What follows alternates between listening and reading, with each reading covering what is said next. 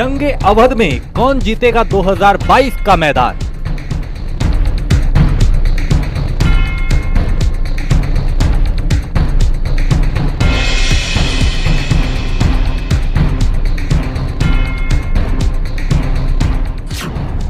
दो 2022 में अवध से किसका होगा राज तिलक।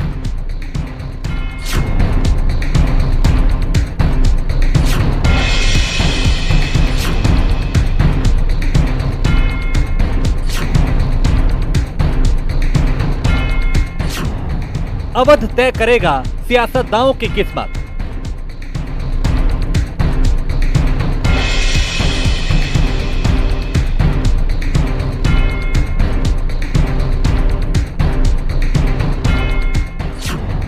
अवध से उदय होगा किसकी किस्मत का सूरज।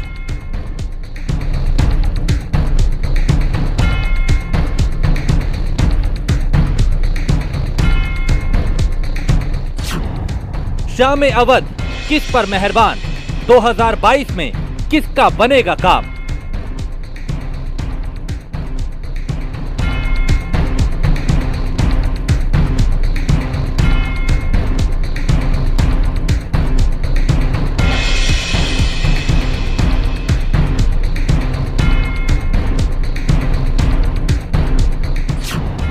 विकास पर जोर, अवध में किसकी जीत का शोर।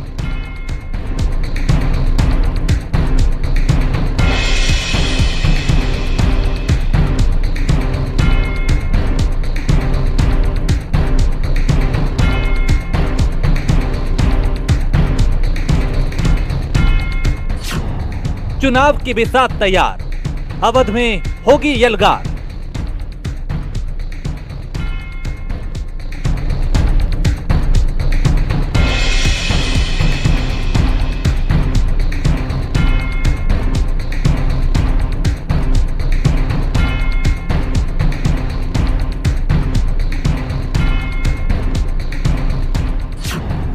जंग का मैदान तैयार, अब अवध में आर पार।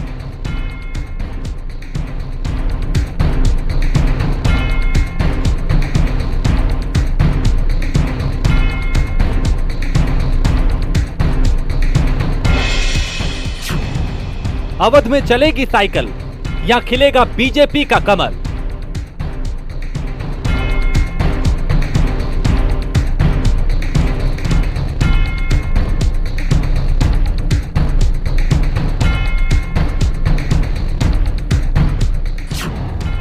दौड़ेगा मायावती का हाथी या हाथ को मिलेगा अवध का साथ।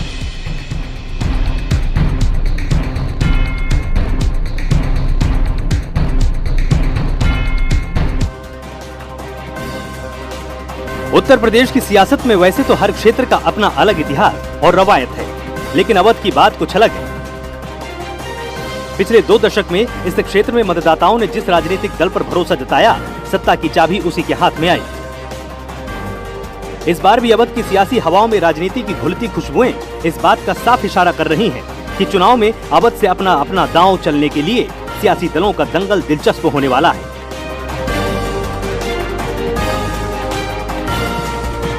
सियासत की इस लड़ाई में अवध में निगाहें सभी की टिकी हुई हैं। इसके पीछे की वजह सत्ता पक्ष से भी जुड़ी हुई है और विपक्ष से भी।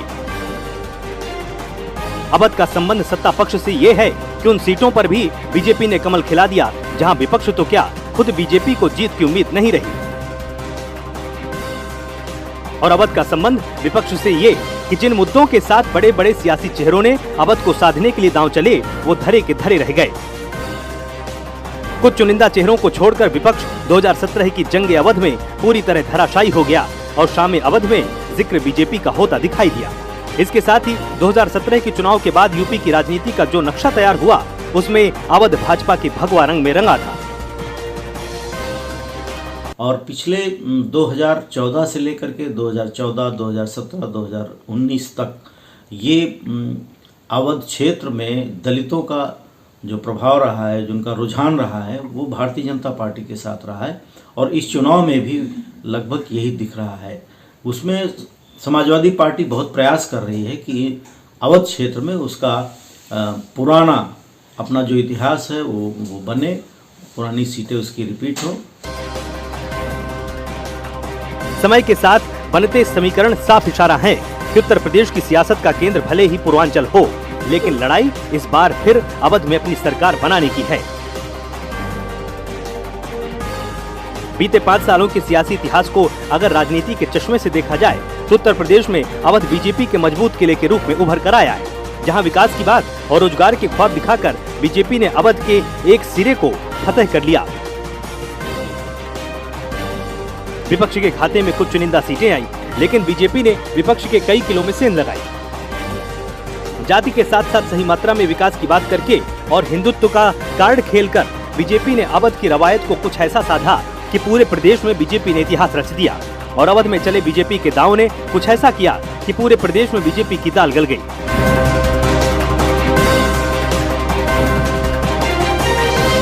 सियासत में अवध की अहमियत को समझते हुए नेताओं से लेकर विपक्ष ने बीजेपी से इस किले को हथियाने के लिए कई दांव चले, तो दूसरी तरफ 2022 के चुनाव में अवध के किले को मजबूत बनाने के लिए बीजेपी ने भी अपनी घेराबंदी को मजबूत किया है।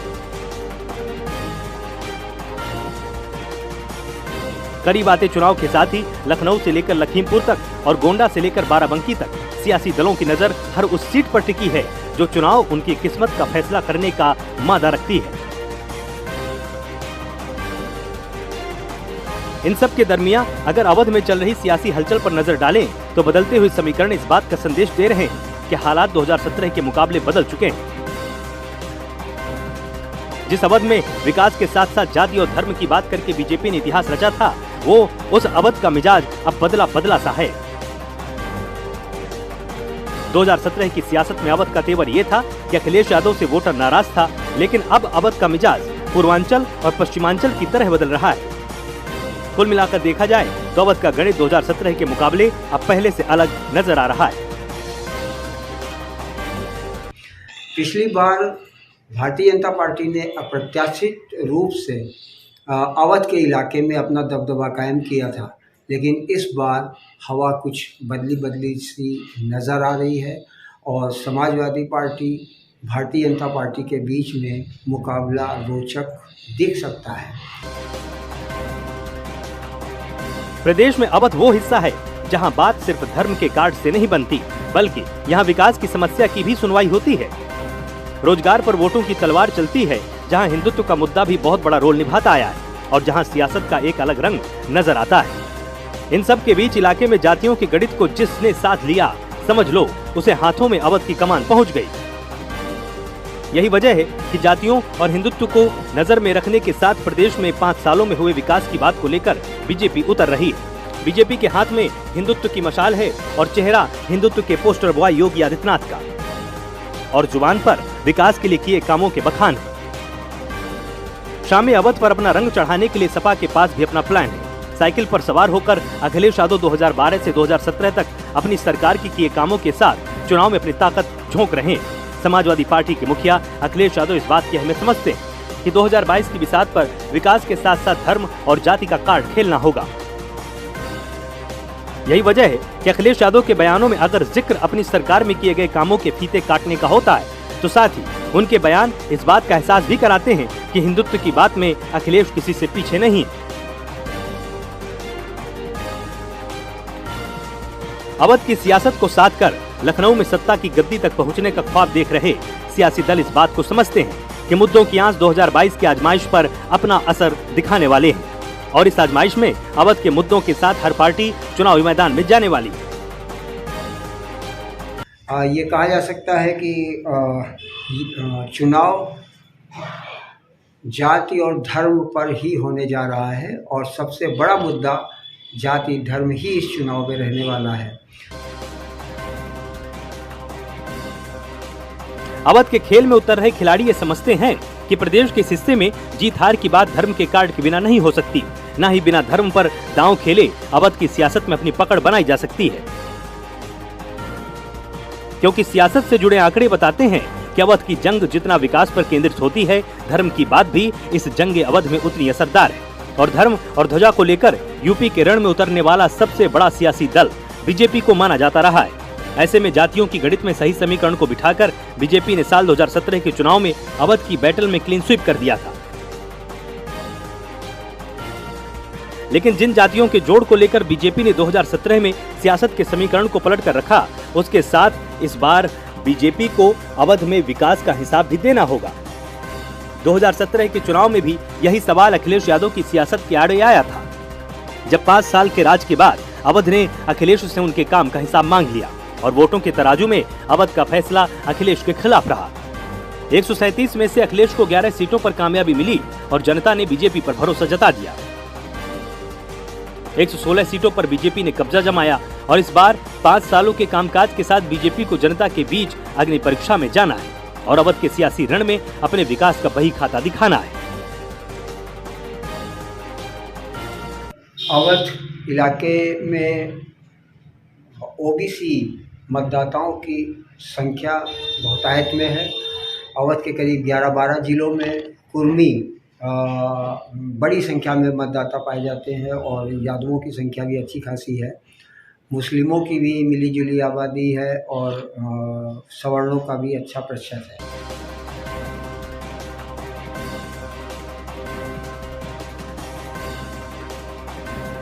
जातियों के जोड़ तोड़, विकास के सही पैमाने, मोदी के विकास मॉडल पर जनता के बीच उतरकर छोटे दलों की साझेदारी के सहारे बीजेपी ने 2017 में तो अवध के किले को फतह किया था, लेकिन इस बार समीकरणों का खेल पहले के मुकाबले अलग है, क्योंकि यूपी की सत्ता में काबिज बीजेपी के कुछ साथी अब उससे दूर हो चले।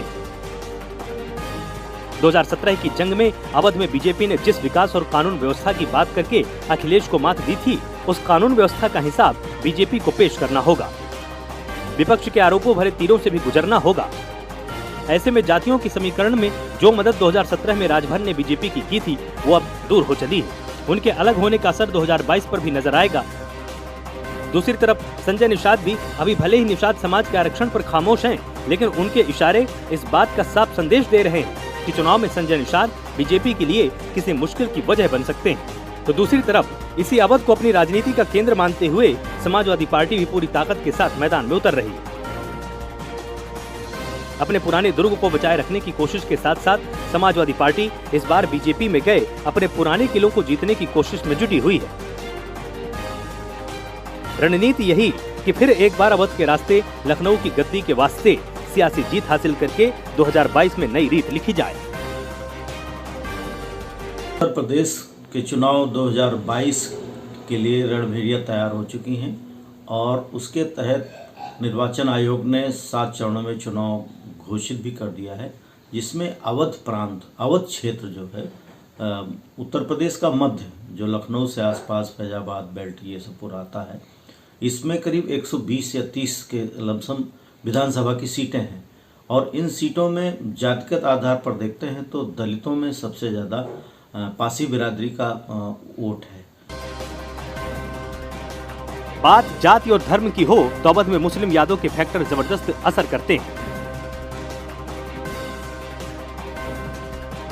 इसी फैक्टर पर चुनाव में उतर रहे अखिलेश यादव अवध में मुस्लिम वोटों को साधने की कोशिश कर रहे हैं। मुस्लिम वोटों के साथ साथ यादव समाज में फिर एक बार अपनेपन का राग लेकर चाचा शिवपाल के साथ अखिलेश हैं, यानी चाचा भतीजे की जिस जंग का असर 2017 में अवध पर हुआ, जिस जंग ने सपा की खाते से अच्छे खासे वोटरों को छीना, वो शांत है।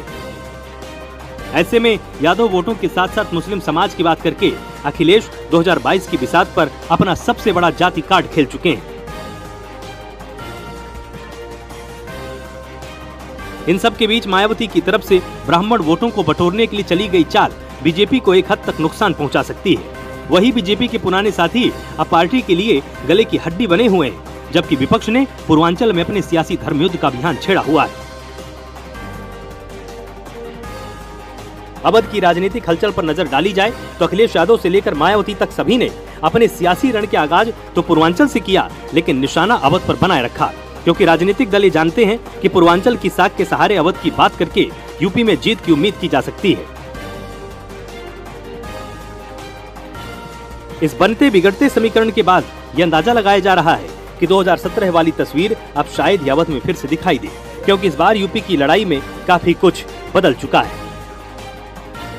तरीके से भारतीय जनता पार्टी ने बूथ स्तर तक काम किया है, पन्ना प्रमुखों को बना करके संगठन में दलितों को स्थान दिया है, बैकवर्ड को स्थान दिया है। इससे ये सीधे, क्योंकि उधर अयोध्या आता है अयोध्या में राम मंदिर के निर्माण की वजह से इस क्षेत्र में भगवान राम के नाम को लेकर के भारतीय जनता पार्टी घर घर तक अपना मैसेज भी दे रही है। ऐसे में समाजवादी पार्टी पूर्वांचल और पश्चिम में अपना प्रभाव तो जमा चुकी है, लेकिन अवध क्षेत्र में उतना असर अभी तक बना नहीं पाई है। अवध में सियासत की बात की जाए तो जातियों का फैक्टर पूरे अवध में एक हद तक असर डाल पाता है। ऐसे में यादवों को लेकर अखिलेश की कमजोर कड़ी रहे शिवपाल अब अखिलेश के साथ है। इसका असर अवध की 50 से ज्यादा सीटों पर नजर आएगा। लेकिन बीजेपी के हाथ में 5 सालों तक विकास को लेकर किए गए कामों का हिसाब है। यूपी में रोजगार से लेकर विकास की बयार बहाने तक बीजेपी के निशाने पर अवध में पड़ने वाले 21 जिले हैं, जहां धर्म की मशाल लेकर विकास की रोशनी में सत्ता में वापसी की तैयारी है। ऐसे में विकास के नाम पर अगर चुनाव में वोट पड़े तो बीजेपी का पलड़ा भारी हो सकता है, लेकिन धर्म और जाति की लड़ाई में बीजेपी की सपा से टक्कर होने की पूरी संभावना भी है। वैसे तो अवध का मिजाज कोई समझ नहीं पाया, लेकिन यहाँ का सियासी जायका हर 5 साल में नया अंदाज दिखाता है। यहाँ हर 2.5 कोस पर जुबान ही नहीं बदलती, बल्कि इलाके के मुद्दे से लेकर समीकरण तक बदलते हैं। लखनऊ से निकलने पर चंद किलोमीटर दूर बाराबंकी पड़ जाएगा, जहाँ मुस्लिम समाज के वोटों की संख्या निर्णायक भूमिका निभाती है। 2017 में यहाँ से बीजेपी ने जीतकर विपक्ष को भी हैरान ही नहीं परेशान किया था। ऐसे में जिस विकास के वादे से 2017 में बीजेपी ने जंग को जीता, वो वादा फिर एक बार 2022 में असर दिखाता है। बीजेपी एक तरफ इतिहास तैयार कर सकती है तो दूसरी तरफ अवध को सपासगढ़ से जोड़कर देखा जाता है, जहां फिर एक बार सेंध लगाने के लिए बीजेपी बेताब होगी। कुल मिलाकर देखा जाए तो साथियों का छूटता सहारा और जातियों के बदलते जोर के साथ इस बात का शोर है कि 2022 में बीजेपी की राहें अवध के लिए मुश्किल की वजह बन सकती हैं। इस बीच अवध में अगर बीजेपी को फिर एक बार 2017 वाली करिश्मे को दिखाना है तो रणनीति में जातियों के साथ धर्म का तड़का और विकास का हिसाब बताना होगा। साथ ही अवध की सियासी जमीन पर अपनी ताकत का एहसास कराना होगा। यूपी की सियासत में राजधानी को संभालने वाले अवध के कद को समझते हुए सियासी दल 2022 के दंगल में अवध को जीतने के लिए अपनी अपनी चाल चल रहे हैं, क्योंकि ये वही अवध है जहां 2017 के चुनाव में बीजेपी का करिश्मा चला और देखते ही देखते बीजेपी की चुनावी कश्ती किनारे लग गई। 384 सीटों पर 2017 में लड़ने के लिए उतरी बीजेपी ने 312 सीटों को जीतकर यूपी में इतिहास रचा और इस ऐतिहासिक जीत को बीजेपी के नसीब तक पहुंचाने के लिए सबसे बड़ा रोल निभाया तो उत्तर प्रदेश के अवध ने, जहां जातियों के समीकरण को समझ और विकास की बात को बताकर बीजेपी ने हर मुश्किल का हल निकाल लिया। 2017 के रण में अवध में बीजेपी ने जो करिश्मा दिखाया था उसको इस तरह से समझिए। बीजेपी ने यहां की कुल 137 में से 116 सीटों पर कब्जा करके जीत सुनिश्चित कर ली थी। समाजवादी पार्टी को अवध में सिर्फ और सिर्फ 11 सीटें ही मिली और बीएसपी का तो खाता भी नहीं खुला। नतीजे इस बात के गवाह है कि अवध में बीजेपी ने इतिहास रच दिया। जो कारनामा किया उसके असर की गूंज उत्तर प्रदेश विधानसभा में आज तक सुनाई पड़ती है। यहाँ की ज्यादातर जिलों में बीजेपी ने जीत हासिल की और सियासी नतीजों के बाद भगवा रंग में रंगे अवध का नक्शा कुछ ऐसा था कि गोंडा के जिलों की 7 सीटों में से सभी 7 सीटों पर बीजेपी ने कब्जा किया और इनमें से 3 सीटों पर बसपा दूसरे नंबर पर रही, जबकि समाजवादी पार्टी 4 सीटों पर दूसरे पायदान पर रही। बाराबंकी जिले की 6 में से 5 सीटों पर बीजेपी ने जीत हासिल की, जबकि 1 सीट समाजवादी पार्टी के खाते में गई। कुछ ऐसा ही हाल बलरामपुर का था, जहां 4 में से 4 सीटों को बीजेपी ने जीत लिया। फैजाबाद की 5 में से 5 सीटों की जीतकर बीजेपी ने विपक्ष को चारों खाने चित कर दिया। रायबरेली में बीजेपी ने कमाल का प्रदर्शन करते हुए 6 में से 3 सीटें जीत ली, जबकि 2 पर कांग्रेस ने कब्जा किया और 1 सीट समाजवादी पार्टी के खाते में गई। श्रावस्ती जिले की 2 में से 1 सीट पर बीजेपी ने सेंध लगाते हुए अपनी ताकत का एहसास कराया। सीतापुर जिले की 9 सीटों में से 7 सीटों पर जीतकर बीजेपी ने सीतापुर में भी अपने कब्जे को मजबूत किया। कांग्रेस का गढ़ कहलाने वाले अमेठी की 4 सीटों में से 3 सीटें बीजेपी ने अपने नाम की, जबकि 1 सीट समाजवादी पार्टी के खाते में गई। बहराइच विधानसभा सीट पर भी बीजेपी को जीत का स्वाद चखने को मिला और बीजेपी ने बहराइच की 7 में से 6 सीटें अपने नाम की। सुल्तानपुर के नतीजे भी बीजेपी के लिए अच्छे रहे और सुल्तानपुर में भी बीजेपी ने 5 में से 4 सीटों पर कब्जा किया। अंबेडकर नगर विधानसभा की 5 में से 2 सीटें जीतकर बीजेपी ने इतिहास रचा, जबकि बीएसपी के किले में ये सेंधमारी थी। नतीजों का इतिहास इस बात का गवाह है कि अवध की सियासत को साध कर बीजेपी ने उत्तर प्रदेश में इतिहास रचा। यहां विकास के वादे के साथ उतरी बीजेपी का जादू 2017 में हर तबके पर चला। नतीजा ये निकला कि बीजेपी ने वो कर दिखाया जिसकी उम्मीद शायद ही किसी को रही हो और इस बार भी जीत की इसी उम्मीद के साथ बीजेपी उतर रही है।